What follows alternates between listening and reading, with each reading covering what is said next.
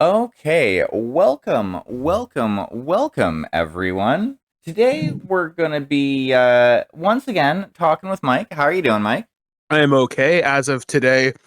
It's my birthday. Turned 44 today, so go me, I guess. Yeah, good day overall. Quiet was kind of nice. Oh, Didn't really do a whole lot. Volunteered at my local food bank and just kind of kept to myself. So quiet day of reflection and having a nap. nice, nice. Well, Merry Hatching Day. Hmm. So today, I was figuring we'd have a quick conversation about running horror games in your TTRPGs.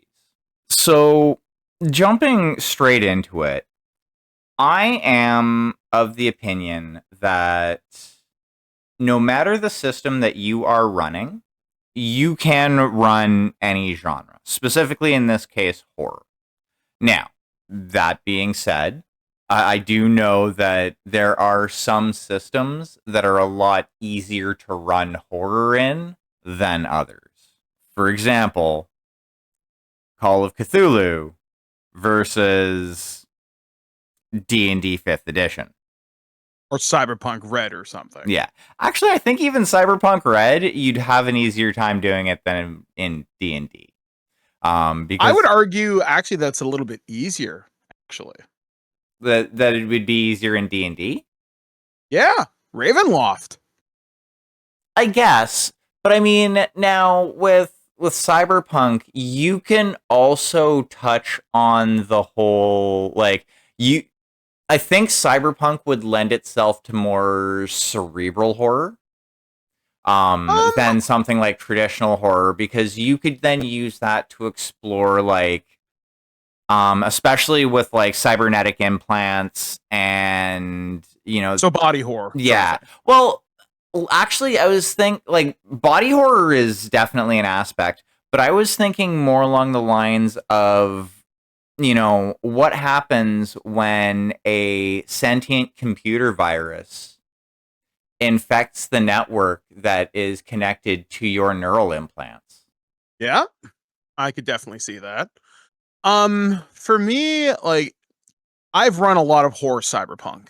Obviously leaning into corporate malfeasance, looking at something like say the Umbrella Corporation from Resident Evil is a really good example. Yeah. There was a book in Shadowrun, I think it might have been second or third edition. But the book was called Renraku Arcology, and basically what happened when the arcology went offline and shut itself down. But you also think about other things in Shadowrun, the Bug City incident in Chicago, bug shamans, toxic shamans. There was a book called Threats, which outlined there was a sentient computer virus. I think it was called Winter Mute or something, or maybe that's a William Gibson thing. I can't remember. But they did talk about stuff like that.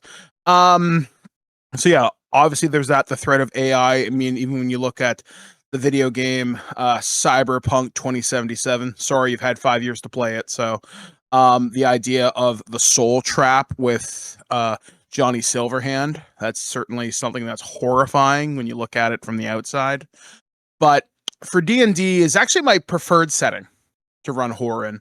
Obviously, Ravenloft is the easy answer, but there are ways to approach it, but it requires a lot of player buy-in. And you can do it in several different ways. So I run games for my local comic book store, which is The Dragon in Guelph. I'm a freelancer. I'm not in any way affiliated with them, speaking for them purely as a DM for hire. And one of the things I've done is I tend to run a lot of horror and scary games.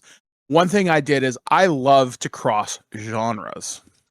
In one of my games, they were investigating a pirate. They had taken a ship out onto the seas. They were besieged by pirates who were protecting something that had crashed into the ocean. So they had taken potions of water breathing, mariner's armor, all sorts of cool shit.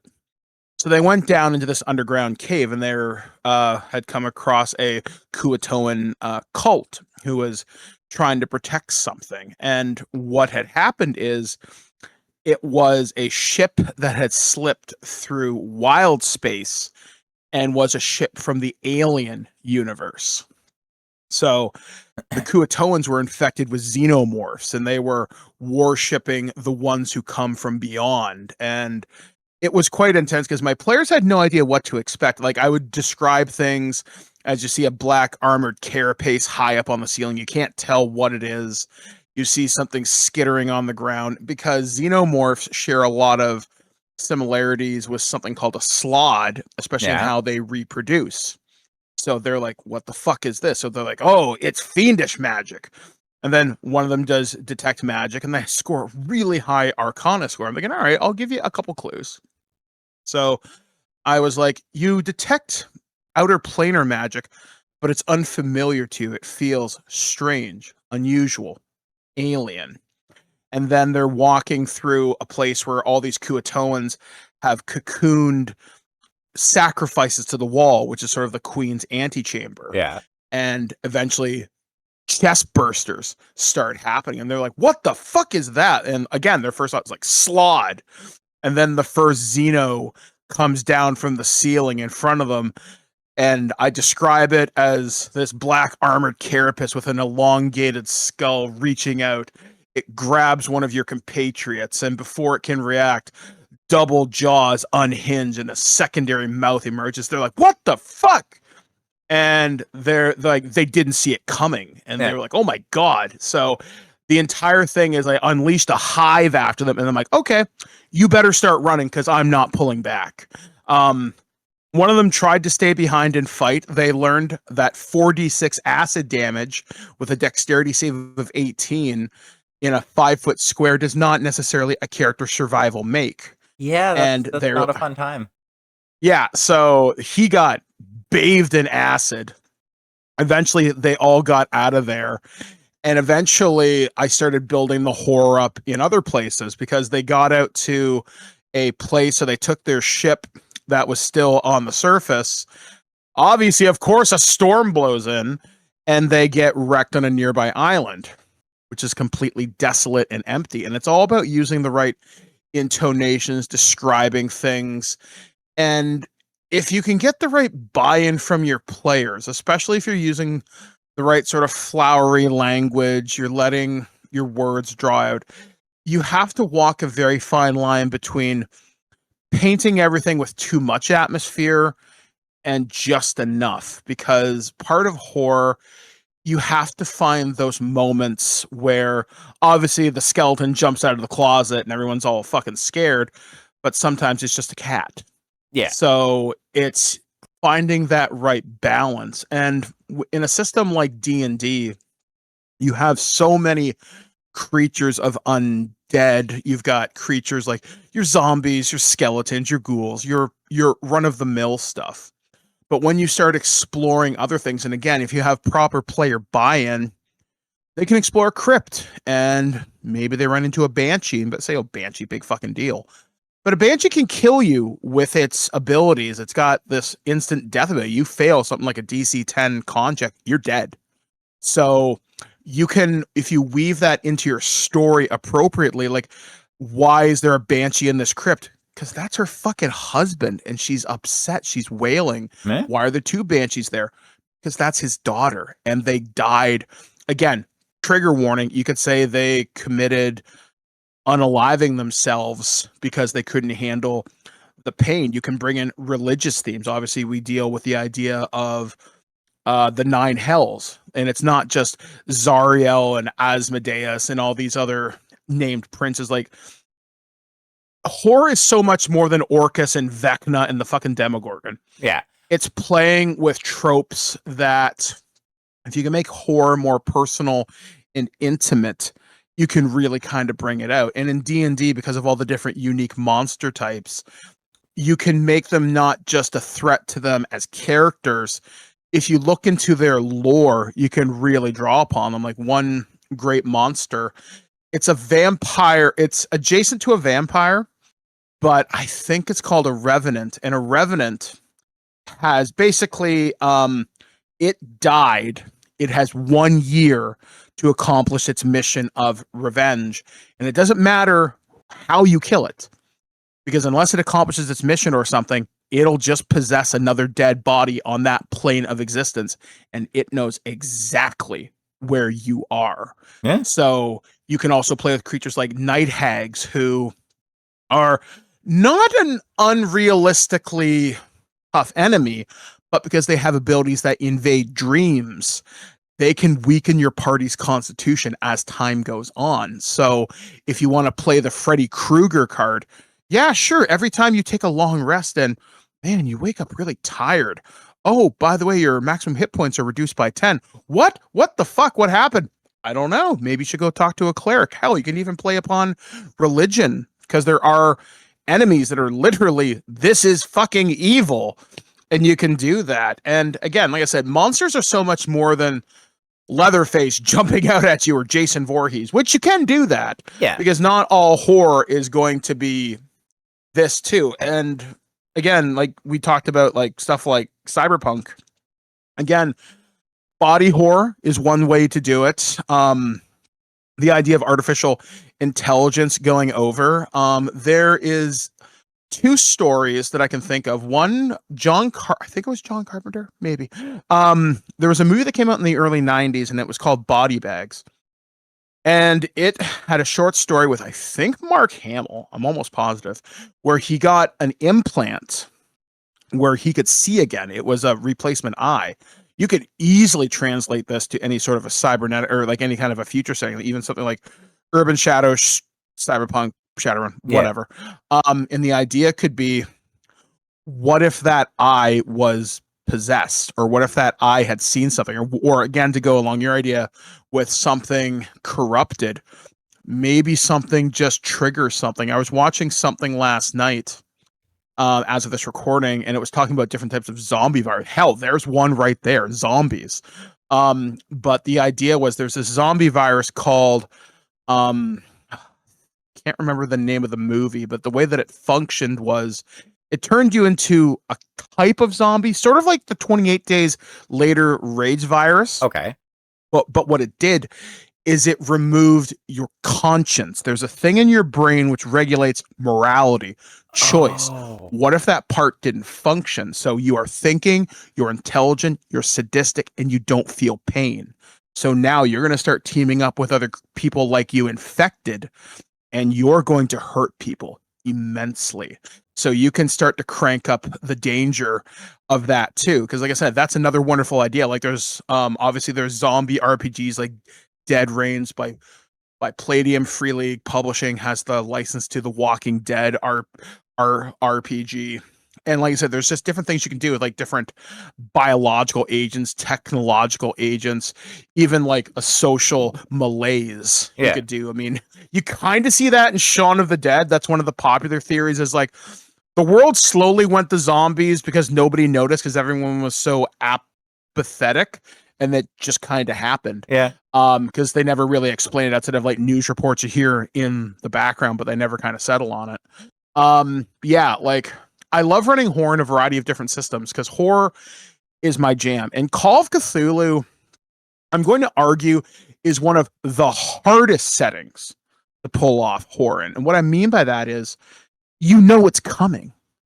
Like, of course, oh yeah, we're going to go to South America and Yog Sagoth is having a fuck. Of course it's Yog Sagoth. Of course it's Shub Niggurath, or it's some avatar of Yig. It's some fucking monster. Of course you're gonna try to kill it with your fucking revolvers or your sword canes or whatever. You know it's coming. With that, that's the hardest part, because how do you build up horror in a horror game if you know it's coming? Now, that's part of the fun, is when you play a game like this, you want to die in some Looney Tunes fashion, or fuck, Damien, you and I are DMs. We always want to roll on that insanity table. Do you eat your underwear? Do you run around screaming? Do you go catatonic and Cthulhu puts his tentacle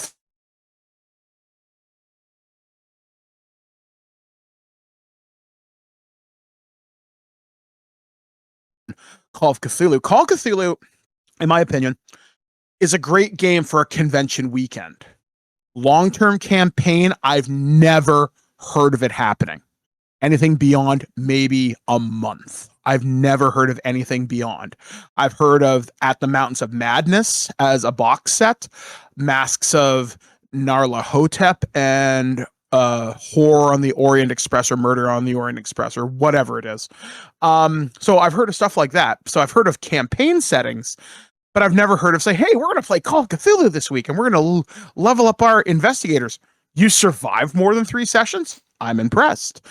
Um, it's so hard to do. Now, one suggestion I've heard a friend of mine do is if you don't let them know what they're playing, for example, let's use Shadowrun, for example.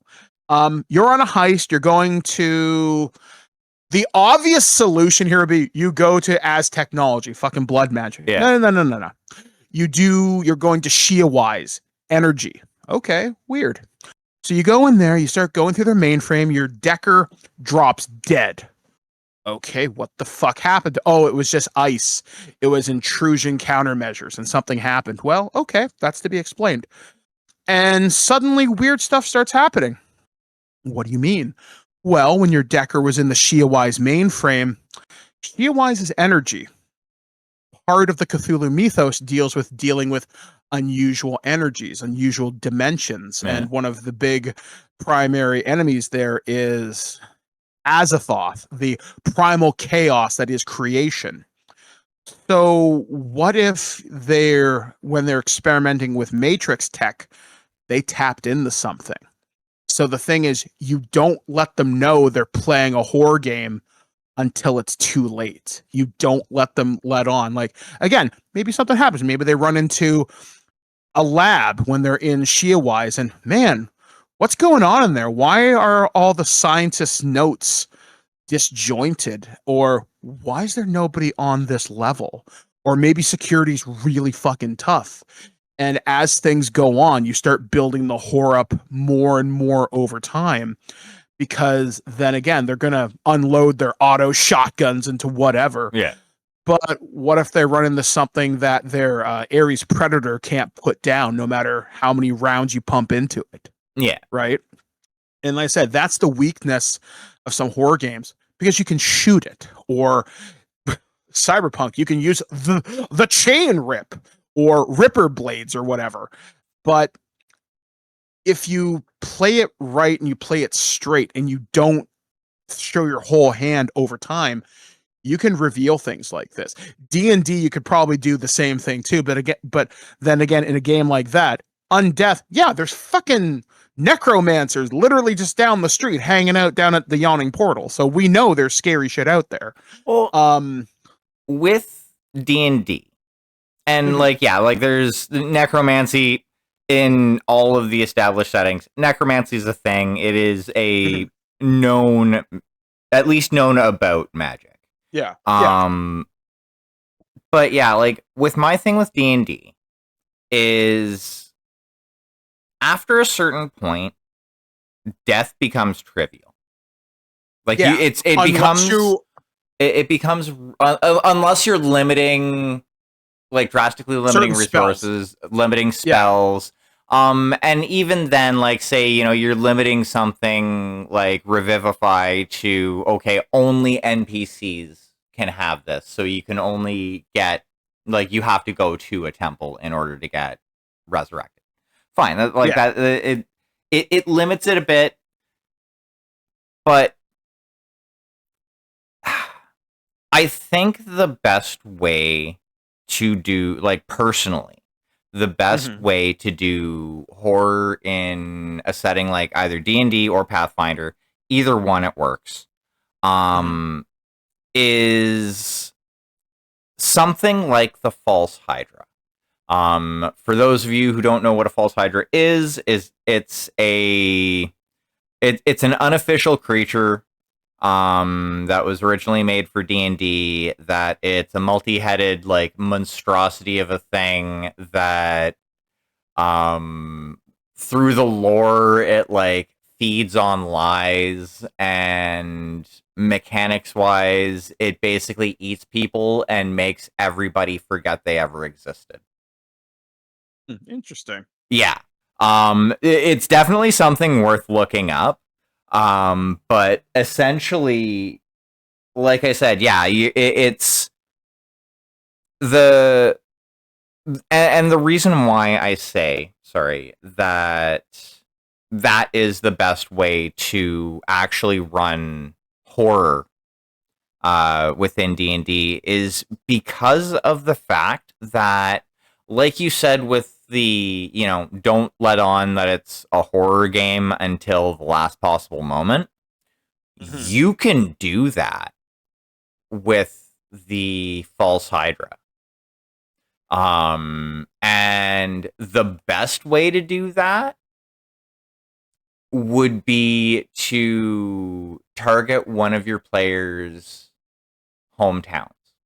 Maybe in their travels between adventures, they get a message from, like, a courier brings them a letter from, a family member, and halfway down the letter, this like normal seeming letter, you just see kind of like in really harsh, like scribbly, scratchy handwriting, you know, it it sees its song. It makes you forget, they're all gone. They're all gone. Something just disjointed and psychotic in the context of the letter, and then it goes back to the rest of the letter like nothing happened. There's your jumping off point. And then, as your party is exploring around and trying to figure out what's going on, the innkeeper that they met when they first got into town, well, no, there was no innkeeper. Maybe there was no person working in the general store. They've been looking for somebody to run that for a while now, since anybody can remember. Who knows how it gets stocked up? That's weird, right? Mhm. But you can do that, and it gives you a way to kind of reasonably gaslight your players, because then the players themselves, like, if they're really experienced players, will be able to play the characters straight, like, okay, so maybe I don't remember this, but in the back of your players' minds, they're going to be questioning, they're going to be wondering. Like, I myself have been on both ends of this monster. Mhm. Um, and yeah, when I was on the player end, it was a high level campaign, and I was playing. I think yeah, it was like a level 18 sorcerer at the time, and I had Wish, and I just used Wish to cast Earthquake, and these things basically live underground and send their heads up holes. And we were playing in the Forgotten Realms, and I dropped, I think it was the town of Longsaddle, essentially on the Which is False oddly enough Hydra. where my private game is actually taking place. Our mercenary unit is actually based out of Long Saddle. Yeah, it was just one of those things that was like, you know what? We know what this is. Like, we'd figured out what it was and what was going on, and that, the thing was underground and big. And I'm like, this is too big for us to go down there and fight. Nah, I'm gonna do this the creative way. I wish I could cast Earthquake right now. And yeah, so I dropped a town on it. But that, I think, is the best kind of style of horror for something like D&D, because you're not necessarily attacking the player, or sorry, attacking the character's body. One of the things I'm doing, well, my players probably won't hear this. So I'm running a game this week, and I got this idea from watching content creator Pointy Hat. And they do this thing where they take a character class and they turn it into a lich. And I kind of have this idea, but I'm going to take part of theirs too. So my idea is somebody has hired my mercenary unit to, hi, I need you to recover these mystical items and I need a creature brought back. Oh, and I need you to rescue my niece at the same time. They're all held in this one location. I have the ability to send you there when you've recovered everything and captured this monster. Here's a sending stone. I can bring you back via teleportation or some bullshit. Yeah. So here's the rub. Turns out this person is an aspiring lich. So they are a sorcerer whose the idea is their phylactery is actually everybody from their bloodline. So what they're doing is as long as there's people with that bloodline alive, that lich will stay eternal. However, as the line gets further and further, like basically kind of like how vampire has generations, the further removed you are from the originator, the weaker the bloodline becomes, the less cool shit you get. Yeah. So what this guy's going to do is he's like, well, I have the ability to gain lichdom for myself, but I need to ensure my part of the bloodline survives. So he's paying these adventurers to gather parts for his own phylactery and components to make the potion so all this bullshit can happen. And the idea is he's going to take his niece or his daughter or whoever, stick her in a pocket dimension where she's effectively immortal, cutting off, well, she'll always be alive, thus so will I. No one can touch me. And the players are going to be like, oh, we're doing a wonderful job. We're going to get paid. And they're going to be real fucking surprised when at the end of the adventure, they show up, present all these items to this poor little old man. And he goes, you fools. And then the lich comes out to play. I love turning the tables on my players because they're going to be like, wait, what? We were the bad guys? Sure were. You didn't question it. You just took a contract. You said, hey, wait a second. This seems a little bit fucky.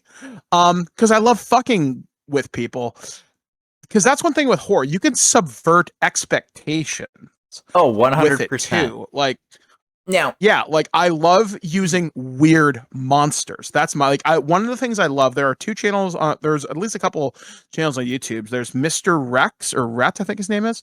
There's Pointy Hat and there's a few other people. And they go into lore of monsters or here's how you can do something with a twist. Another great setting for a horror campaign, again, sticking with the fantasy thing. Use the fucking Feywild. And it's not just, oh, you go to the Feywild. Here's the Seelie and Unseelie courts. Isn't that whimsical and special? Here are fairies.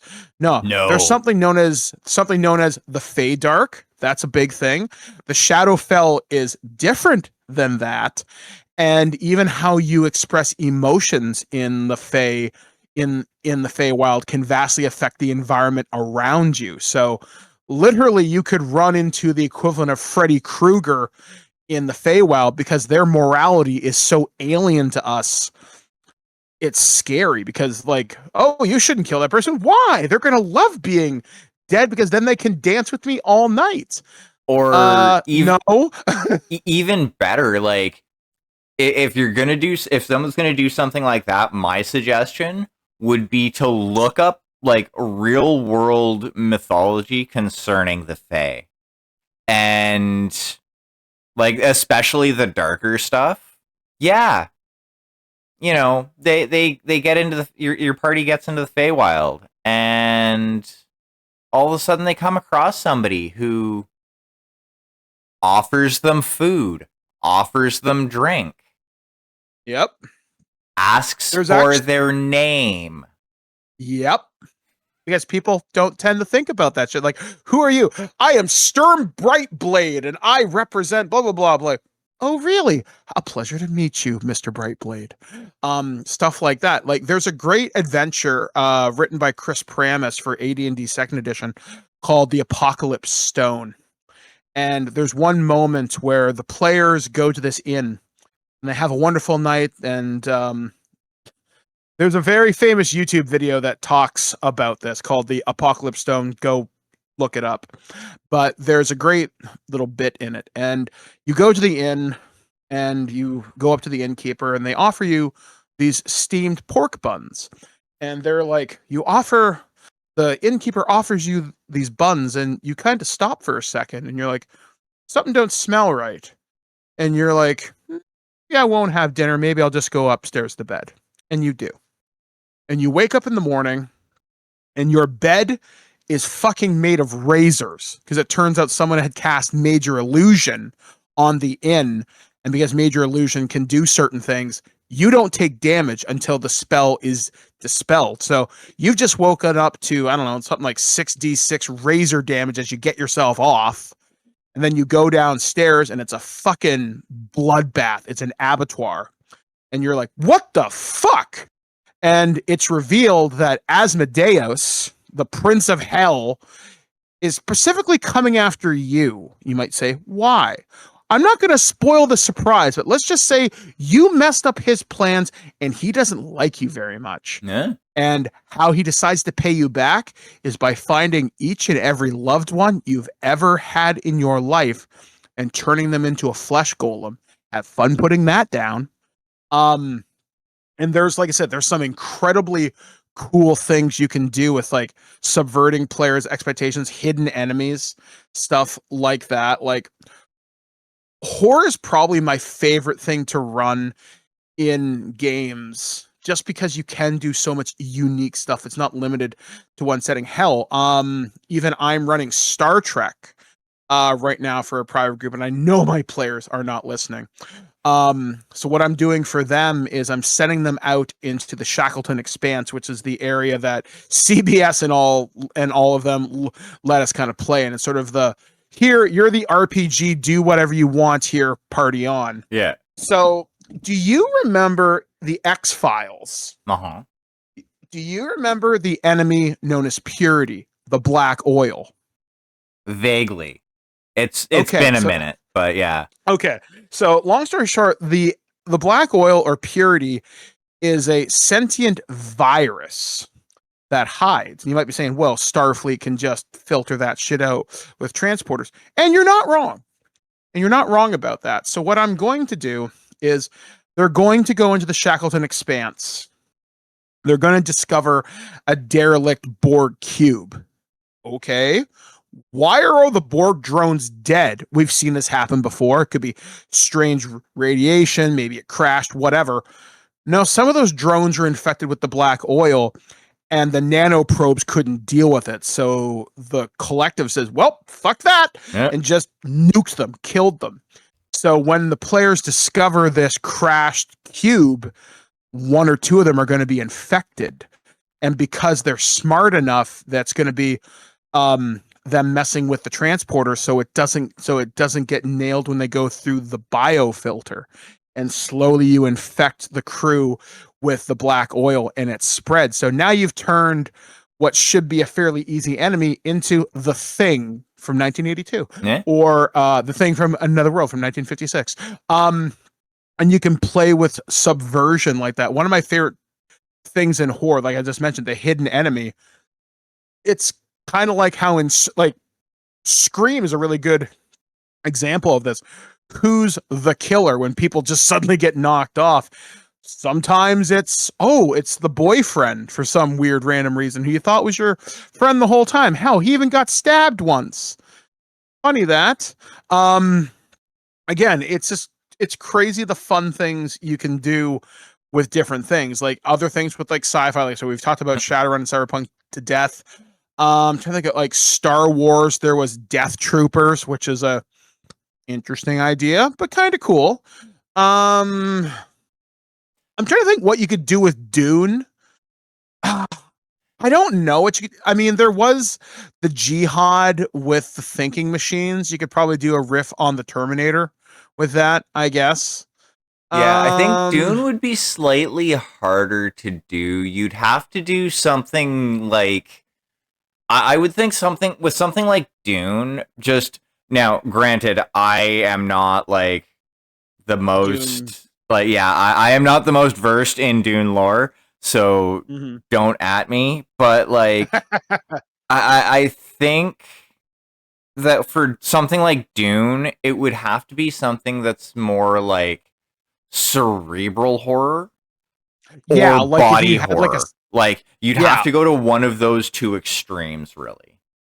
I think what you could do if I were to pitch a horror Dune game just off the top of my head, it is known that anybody who's part of the Spacing Guild from the Navigators, they're encased in these tanks that are pumped full of spice, and as time goes on, their bodies transform, they mutate. So what you could do is potentially, again, going into the body horror thing, but as you mentioned, more cerebral. Well, everybody wants to control Arrakis. Everybody wants to control this, that, and the other thing. But what if someone had found something and it drove them insane? So literally, you can just turn. I'm not saying like it's too easy to say, oh, the Harkonians are crazy. Big deal. But you could play with that and turn any member of like a major or minor house just into a serial killer. Yeah, And you could have some real fun with that because part of the rules in Dune is assassination is legal as long as you let somebody know about it. yeah. It's kind of weird. So if I literally send a transmission to your house saying, hi, I have a problem with you. I'm coming to kill you. You have 5 days to prepare. I'll see you then. That's legal completely in the major houses, the Spacing Guild, and everybody can be like, well, they let them know. What do you want me to do about it? And yeah, it's kind of like, again, that's a harder setting to do.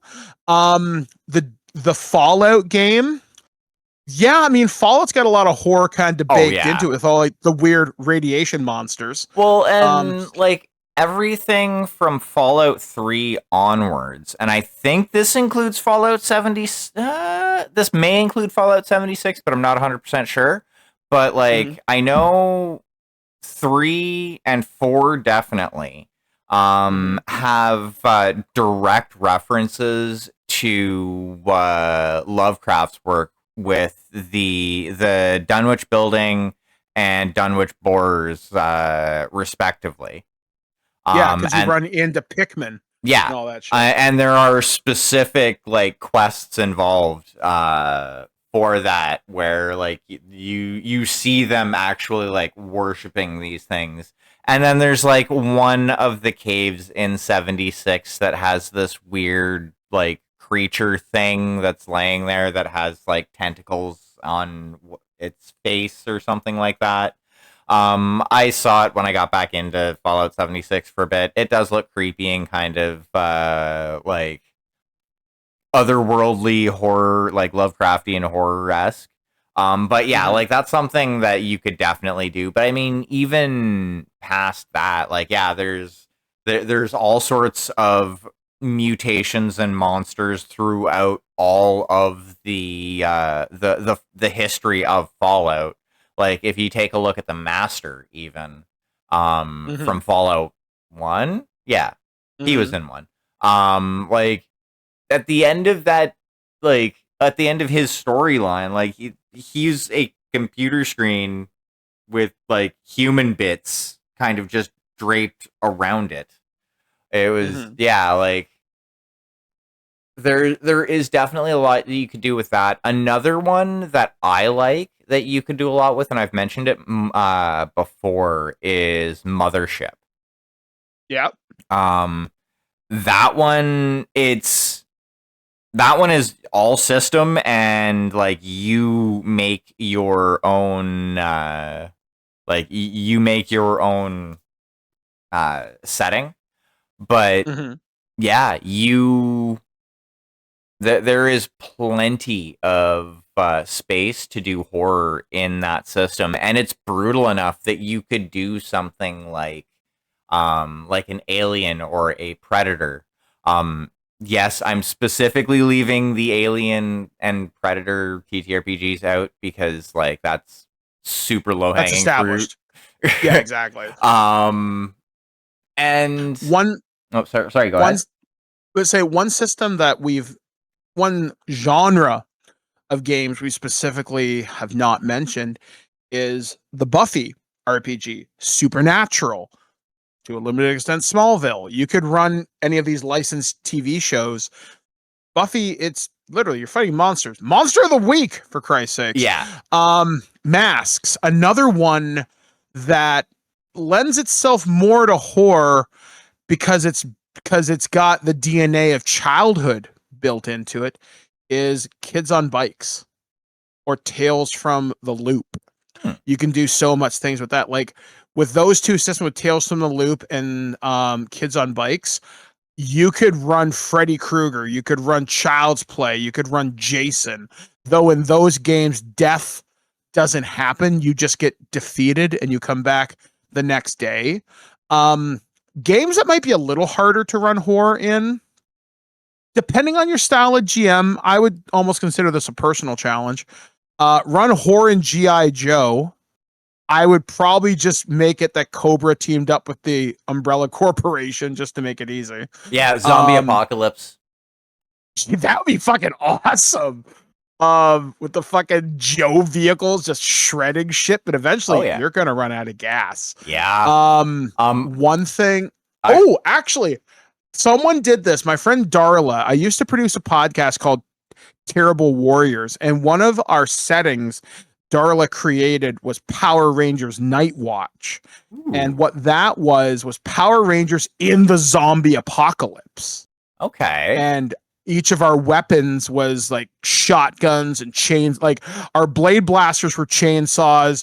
Our when we wanted to have them at a melee mode, when we wanted them to be ranged weapons, they would turn into these short range shotguns. And yeah, we fought weird, bizarre, undeath creatures, trying sort of like Power Rangers RPM, but instead of Venjix and his fucking robot cog type creatures, it was zombies. Nice. So it was really intense, really cool. I think we had a theme song for it too, that was produced by a professional. I don't think it was Ron Rasserman, but I can't promise that it wasn't. So yeah, that was really, really, really cool. So that would be a game, would be a little harder depending, but there are scary, quote unquote, themed episodes for Power Rangers. I can think of a couple for RPM, which kind of has that baked in because it's the post-apocalyptic apocalyptic setting. Power Rangers Mystic Force, I could see with the whole idea with magic and the Feywild. Power Rangers Wild Force, maybe even Power Rangers Samurai dealing with Oni and stuff like that. I could see that being a potential thing. You could probably pull that string. Don't know how you're pulling this off with My Little Pony, but there is Nightmare Moon and Discord. So maybe you could do something. I'm not saying you're going to turn Ponyland into an undead wasteland where Cthulhu runs amok, but you could. Yeah, I think that one would be really difficult. We did run actually My Little Pony on the podcast for one of our streams, and it was more goofy than horror. Well, the weird thing about it is because that's the Essence 20 system, you can in theory cross G.I. Joe, Power Rangers, and Transformers with My Little Pony. Because there is precedent for it. There's a book called The Guide to Action and Adventure, and tells you how to convert shit.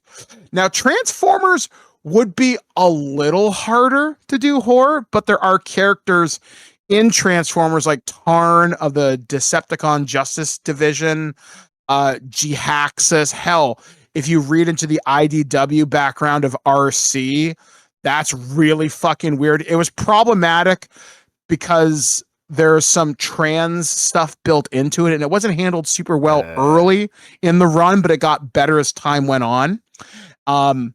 They are a fucking awesome character. Don't fuck with RC. She'll kill your ass. But there's crazy stuff like that. Like there's one Transformer, I think it was Overlord, literally took a Transformer's brain case, put it in his mouth, and killed him. He forced him to do it himself. Ooh. So Transformers gets real fucking dark. Now, with the Transformers games, in all of them, I'm assuming you play as the Transformers. You're not playing as people in the Transformers universe. Yeah, it's more weighted towards that. Now, you could play a character like a Pretender or a Micromaster. You could even run an Action Master if you wanted to, or a Target Master. Well, there are options to play different scale type characters, but for the most part, you are for all intents and purposes, a Cybertronian Yeah. of some type. Yeah, because that's what I was thinking. Like that's actually one way you could run.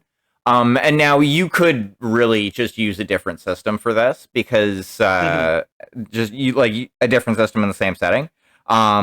Because like that would be interesting to explore. Is you're just a guy in the world of Transformers. You're just a dude, but all of a sudden there are these robots that can look like your neighbor. Yeah, like honestly, if I were to run that campaign, if I wanted to take out superpowers but still have the same dice mechanics with the dice ladder system, I would rule out Power Rangers automatically.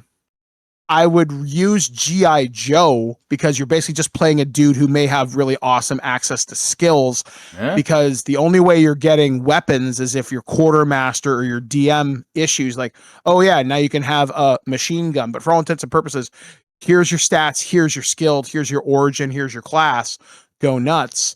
And yeah, you could very easily run a game like that. Like I can even think of adapting part of the early IDW run, or even adapting part of the current Energon universe and Skybound current line.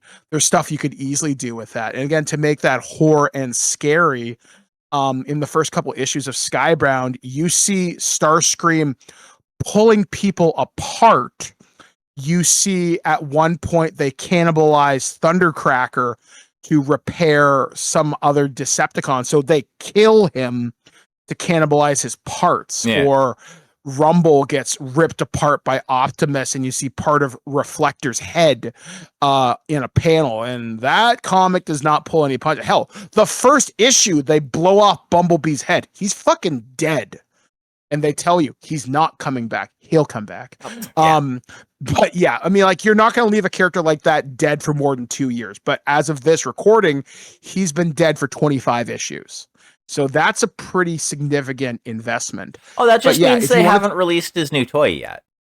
Yeah, like my guess is they'll find a way to use the Matrix and everybody comes back. But hell, again, with Transformers, to make it scary, like they've tied in Unicron, where you have Galvatron and Scourge and Nemesis Prime are dark reflections of existing characters, or they come from the darkest timeline. But there's shit like that. Like one thing that kind of the Netflix series did is they turned certain characters into heralds of Unicron. You saw this in the Cybertron series as well, where Galvatron comes across the timelines to tell Megatron that there's something coming and you need to be ready for it. So again, like just having Unicron as this corrupting element or stuff like that. Again, there are Transformers that are just plain up fucking psychopaths. Even on the Autobot side, there's Transformers that are not exactly all there. One great, I wouldn't call them a horror character, but you could easily run them like that, is Tarantulas from Beast Wars. He was working, like, he's the reason why certain characters exist. I think he created Springer. There's one comic where Cup, who is the old grizzled warrior, he was on a world abandoned for thousands of years and he went fucking crazy and he killed people when they tried to rescue him because he'd gone so crazy. He's like, you're not real. You're not real. And he tore them apart. It wasn't until they rescued him, transformed him via body horror into a pretender by placing a new shell over his existing rotted corpse, and gave him a piece of that planet to chew on as a cigar. I'm probably getting some of the details on this wrong, but it kept him sane enough where he could be used. And the sinister part about all this is Prowl, my favorite Transformer, by the way, who had planted a command in his brain, like, I need you to be competent just enough to be inspiring, to lead the next generation of warriors. And when I need you to agree with me, you will. So there's multiple disgusting layers of subterfuge you can lay into this. And again, characters like G-Haxis and Tarn and the rest of the Decepticon Justice Division, you can do some incredibly fucked up and scary shit. But again, when running a horror game, the primary thing. It's laying the groundwork. Yes. Again, don't start it like Evil Dead. Hell, Evil Dead's got a role-playing game. So yeah, you could do stuff like that. Like, ultimately, I like my horror slow burn, and then we get into come get some. I don't want to start like I said, I love Call of Cthulhu. I really do. But its biggest problem is the fact that you know what you're playing. As to run long-term horror games, and like, fuck, we haven't even talked about Vampire the Masquerade. Because let's be real here. Like, I love Vampire. I love the World of Darkness. The main enemies, there's no monster manual per se. There's, oh, you're a Bruja and you happen to align with the Sabbat. Okay, cool. I guess you're a bad guy. The werewolves have the black spiral dancers, maybe some worm creatures and creatures infected by the what the fuck, the weave or something. So you've got some monsters there. Maybe Changeling has more monsters because it's more Fae-based shit. But World of Darkness doesn't have a lot of scary stuff. It's more like the scary thing is that people are monsters. We are scary. Yeah. So, like, it's with all the World of Darkness stuff. That's all just interconnected. Everybody is each other's bad guy. At the end of the day, really, like and yeah, like with that is you can run horror in it, but in general, most people don't. Most people play that as the sexy werewolf, powerful mage, sexy vampire, fucking creepy changeling type game. And it's, you know, it's more of an action setting, I find, than a horror setting. Like, really. Yeah, like, it's more meant to explore morality and what it means to accept the monstrous nature, which again, if you're a good storyteller, I think you can tell some amazing character arcs in that, but it's not going to be, I don't know, I think it would take the right person to tell the chronicle of you following the path of humanity, or it would really take the right storyteller to embrace the pack mentality of you being a glass walker or something, to embrace what it means to walk between the world of man and beast, or even Hunter the Reckoning, to the fact that the messengers have imbued you with this terrible knowledge that creatures walk the night. Maybe that's the scarier setting because you're just a dude who has a couple of powers, as opposed to a guy with fucking celerity 10 that can rip you apart like he's running like Sonic the Hedgehog. There's certain settings lend themselves more. Like I said, it's weird that the horror game is the less horror setting. But again, if you went more the cerebral route, you could do it. But we've talked about sci-fi, horror, action, to a limited extent, My Little Pony, I guess. There's a lot of stuff you could do, but a lot of it depends on you as the game master to set the proper table. But you also, your players cannot come to your game session and be like, this is going to be bad, and I'm just going to say it. If you're coming in with the critical role, and I'm not saying every game session has to be this eloquent Shakespearean experience where you're literally delivering Prospero's fucking soliloquies or whatever, because everybody's there to have a good time. But horror games are so hard to set. Listen, you want to have jokes, you want to have fun, but you want to build that tension and you want to build that experience. And like I said, when the arm busts out from under the floor or when the cat jumps out of the closet, we all want to have that fun experience.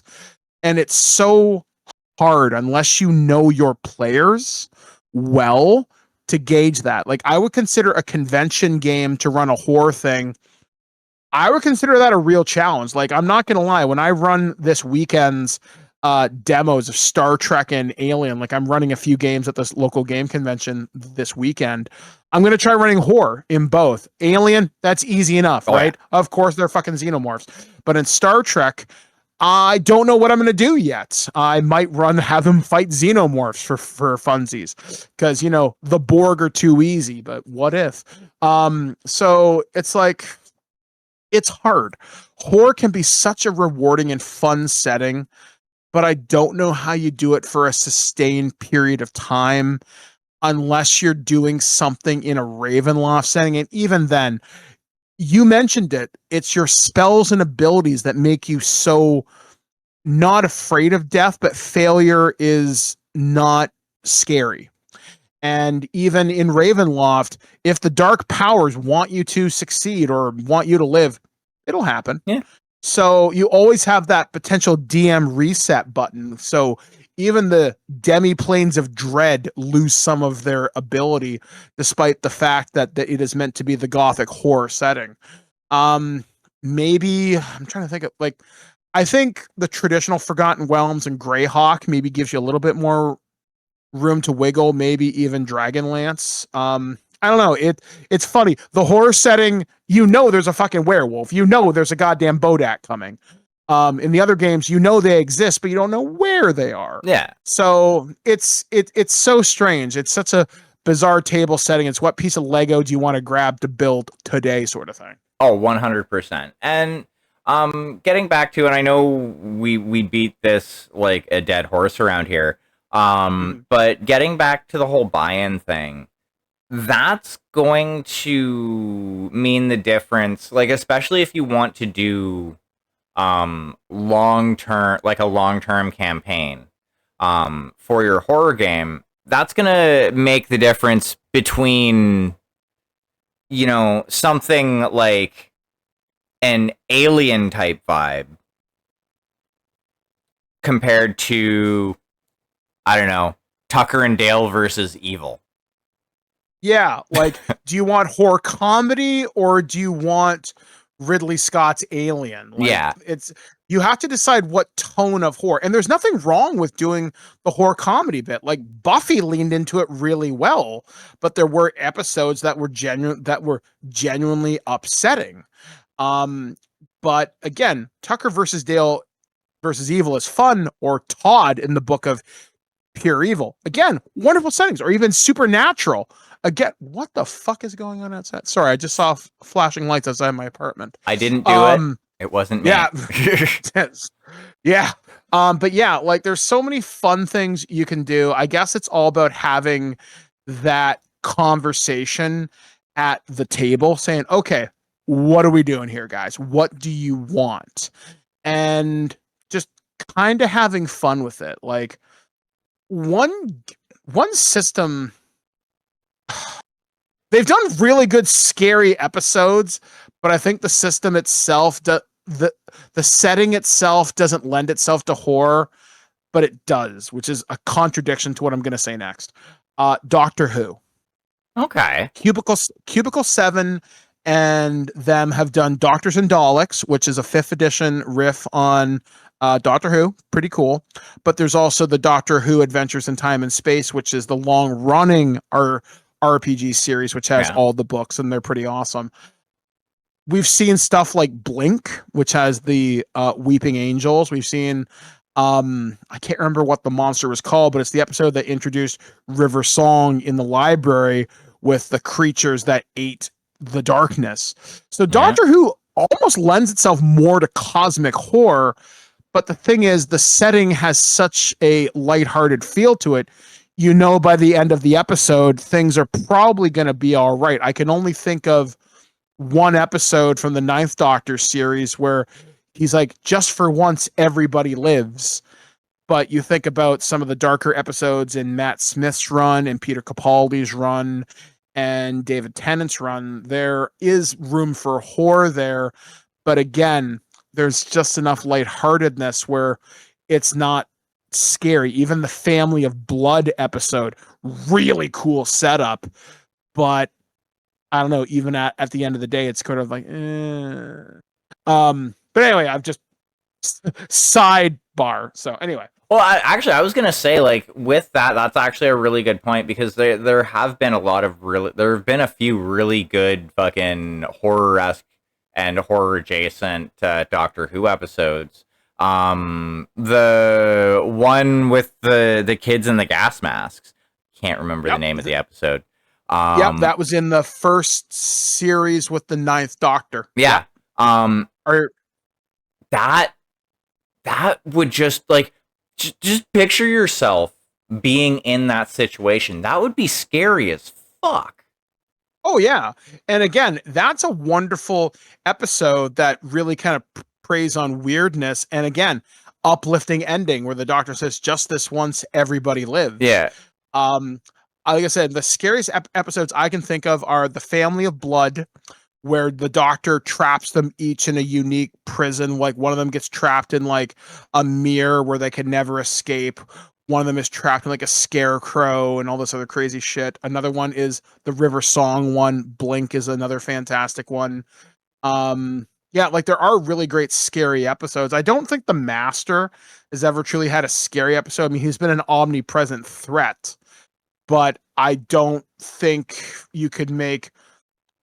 I don't see the Daleks as scary. They're more of an existential threat. The Cybermen have the potential because of their upgrade technology, which is sort of like Borg assimilation.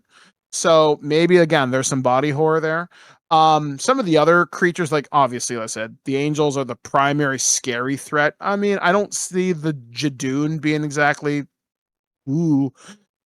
Maybe the lizard people, the Silurians, you could do something interesting with, but I don't know. I said that setting would be, I think, one of the hardest to write horror for because, again, it's tone, it's the pacing of however you put your adventures together. Like, how does it follow the 3-act structure? How does that follow long-term campaign?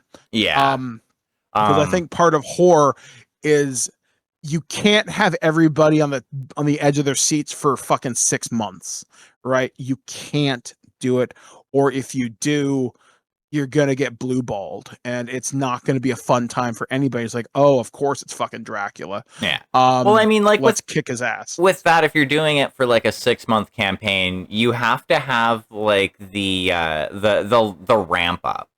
And you do have to have that slow burn.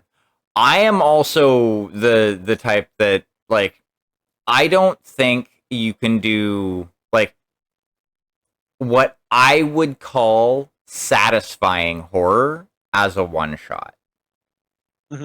It's just I don't think there's enough time to get that anticipation, to get those those initial kernels, and to do that proper pacing to actually make it scary. It feels I think to you me can. it like and Yeah. yeah, like it's obviously, everybody has different opinions on this. I just don't feel that you can get that attachment to the story to have that to get that scary that scared emotion, that scared feeling. You know what I mean? But I mean, again, that's just me. Yeah, I think with a one shot, depends on the length, depends on the environment. A convention could work if you're not playing in a room with 10,000 fucking people. You could do it. A Gen Con, you could reasonably pull that shit off. Another smaller type convention, again, as long as you're not playing in a room with like a crap ton of people, if you can set these one shots late at night, people's defenses are lowered. And maybe their expectations are a little bit changed as well. Yeah, like again, it's about if you can set that. I can see it if you can set the atmosphere. Yeah, exactly, because that's a lot of the big buy-in with horror. It's setting the atmosphere. It's getting players ready. Like they know something's going to happen. They just don't know when. And again, yeah, I mean, I think we've pretty much covered as much as we possibly can. Yeah, I was thinking that myself. Yeah, like I would love to hear more people's ideas. Like, are there some settings and systems that we've missed? I mean, obviously, GURPS has a horror book. Palladium has 10,000 Rifts books. There's like scary shit in there. Could you run horror in Lord of the Rings? Yeah, probably. You could run horror in Marvel real easy. I mean, fucking Blade and Ghost Rider, for Christ's sakes. Dracula exists. Could you run horror in BattleTech? I think it would take some real work, but I think you could. Um, Yeah.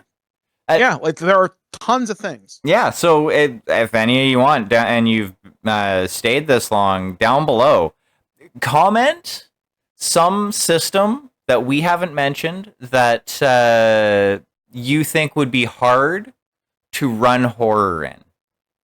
Or what is your setup for a horror game? Like, hell, example for if you have a setup for My Little Pony that doesn't rely on Nightmare Moon or Discord, what's your pitch? And have it be tonally consistent. Yeah. That's your homework. Pitch weird stuff. Like I said, I gave you ideas for Transformers. Power Rangers is doable. G.I. Joe is doable. I would be curious to see if someone could run horror in Judge Dredd. I think you reasonably could, pretty easy, honestly. Yeah. But stuff like that. Ninja Turtles. Could you do that? Like tons of things. Let us know. In Lasers and Feelings. I could see that actually. I think my friend Darla did that actually. It could be done. I'm not 100% sure. It could definitely be done. We've done a hack of that at one point or another over on Daniel's Dread Tales. But yeah, so since we are wrapping up, is there anything that you would like to shill, Monsieur, before we say our goodbyes? Well, if you are local to the Guelph area, I will be at GriffCon on Saturday, October 25th from approximately 2 p.m. till about 7-ish p.m. I'm going to be running demos short, doing Q&As for Star Trek Adventures, a little bit of a one-shot, maybe a couple of scenes we can play out. I'm going to be running Alien. I might have my Evolved Edition PDF. If not, I'll be showing off first edition, but according to Free League Publishing, books have come in and are at the fulfillment center, so we should see those start to go out really soon, hopefully. I did get my engineer bundle as well as a press bundle, so I'll hopefully be reviewing that in the next couple of weeks. And yeah, that's where you can find. I really need to update my Patreon at some point. Just I haven't had time to do fuck all with it. And obviously, This Week in Geek has a big Halloween special. I work with Enrique Couto of Weekly Spooky, which is a fantastic podcast I've written a number of horror stories for, and we'll be working with the angriest video game nerd of them all, James Rolfe of Cinemasker.com, for our annual Halloween special that'll be coming out next week, where we talk about more wholesome and fun Halloween traditions. And it's almost 2 hours of us chatting. It was one of our best shows I think we've done in the last couple of years. Nice. Well, thank you once again for sitting and rambling with me about this. It's, as always, a pleasure. And those of you out there, please feel free to like, subscribe, comment, interact. It all helps. And I thank you for listening in to us two nerds chatting about horror campaigns. And I hope you have a great day ahead. Cheers.